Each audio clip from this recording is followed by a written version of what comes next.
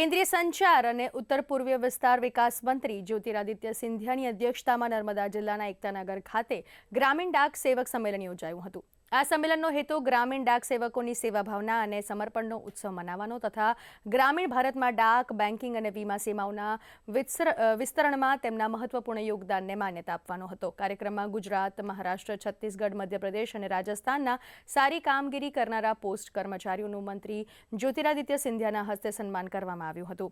આ પ્રસંગે postal service બોર્ડના સભ્ય Manju Kumar, chief postmaster general, Gujarat વર્તુળના ગણેશ સવાલેશ્વરકર સહિત मोटी संख्या में पोस्ट कर्मचारी उपस्थित रहा था। गुजरात, महाराष्ट्र, मध्य प्रदेश, छत्तीसगढ़ और राजस्थान से जो अच्छे काम करने वाले जो डाक कर्मी हैं, ग्रामीण डाक सेवक हैं, उनको यहाँ पे सम्मानित किया गया मंत्री महोदय द्वारा। और